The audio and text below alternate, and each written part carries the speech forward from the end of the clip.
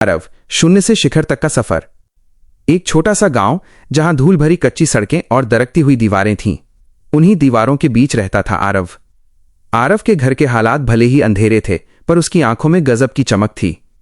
उसके पिता एक दिहाड़ी मजदूर थे और मां लोगों के कपड़े सिलकर घर चलाती थी। गरीबी ऐसी कि हर महीने पैसों की तंगी रहती, लेकिन आरव के सपने उन पैसों की किल्लत से कहीं ज्यादा बड़े थे। वो अक्सर रात को छत पर लेटकर तारों को देखता और खुद से कहता, एक दिन मैं कुछ बहुत बड़ा करूंगा। अध्याय 1, स्कूल का अपमान। आरव एक पुराने सरकारी स्कूल में पढ़ता था। वो किताबी कीड़ा तो नहीं था, लेकिन मशीनों को लेकर बहुत जिज्ञासु था। एक दिन क्लास में वो चुपके से एक मशीन का डिजाइन बना रहा था, तभी टीचर की नजर उस पर पड़ गई। टीचर ने पूरी क्लास के सामने उसे डांटा और कहा, तारांकन आरव, तुम जैसे बच्चे कभी कुछ नहीं कर सकते। पढ़ाई छोड़ो वरना जिंदगी भर मजदूरी ही करोगे। पूरी क्लास उस पर हंस पड़ी और वो शब्द आरव के दिल में तीर की तरह चुभ गए। अध्याय 2, टूटा हुआ सपना। मुसीबतें यहीं खत्म नहीं हुईं। आरव के पिता बीमार पड़ गए और घर की जमा पूंजी दवाइयों में खत्म हो गई। स्कूल की फीस न भरने के कारण प्रिंसिपल ने उसे स्कूल से निकाल दिया। मां ने अपने गहने तक बेच दिए, पर पैसे पूरे न हो सके। भारी मन से जब आरव स्कूल से बाहर निकला तो उसकी आंखों में आंसू थे, पर उसने हार नहीं मानी। अध्याय 3, शहर की राह और संघर्ष। गांव वालों के तानों और दोस्तों की बेरुखी से तंग आकर आरव ने शहर जाने का फैसला किया। जेब में सिर्फ 200 रुपए और दिल में करोड़ों का सपना लेकर वो शहर पहुंचा। वहां उसे एक चाय की दुकान पर बर्तन धोने और चाय बनाने का काम मिला। वो दिन भर खटता और रात को थककर चूर हो जाता, लेकिन उसका मशीनों के प्रति जुनून कम नहीं हुआ। अध्याय 4, आविष्कार की भूख। दुकान पर आने वाले ग्राहक अक्सर मोबाइल चार्जिंग की समस्या से परेशान रहते थे।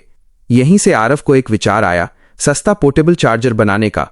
वो रात भर इंटरनेट कैफे में जाकर सर्किट के बारे में सीखता। कई बार उसे करंट लगा, कई बार सर्किट जले, लेकिन अंत में उसने अपना पहला चार्जर बना ही लिया। उसने 5000 रुपए की अपनी पहली कमाई देखी तो उसकी खुशी का ठिकाना न रहा। अध्याय 5, असफलता और वापसी। सफलता अभी दूर थी। एक बड़ी कंपनी ने वैसा ही चार्जर सस्ते में बेचना शुरू कर दिया और आरव का काम ठप हो गया। वो फिर से शून्य पर आ गया। उस रात वो बहुत रोया, लेकिन अगले दिन फिर से खड़ा हुआ। उसने हार मानने के बजाय कुछ नया करने की सोची। उसने अपने गांव की बिजली की समस्या को याद किया और सोलर चार्जिंग सिस्टम पर काम करना शुरू किया। अध्याय 6, कामयाबी का उदय।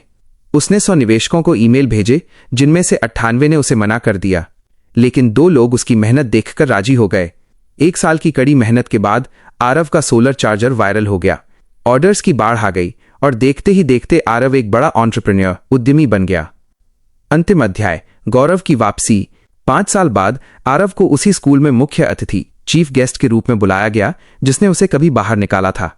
स्टेज पर खड़े होकर आरव ने मुस्कुराते हुए कहा, मुझे यहां से निकाला गया था, लेकिन मैंने सीखना नहीं छोड़ा। सपनों को किसी सर्टिफिकेट की जरूरत नहीं होती, बस अटूट हौसले की जरूरत होती है। आज आरव की कंपनी करोड़ों की है। उसने अपने गांव में मुफ्त स्कूल खोला, सोलर प्लांट लगवाया और गांव के बाहर एक बोर्ड लगवाया जिस पर लिखा था, इसी मिट्टी से निकला एक लड़का आज दुनिया बदल रहा है। क्या आप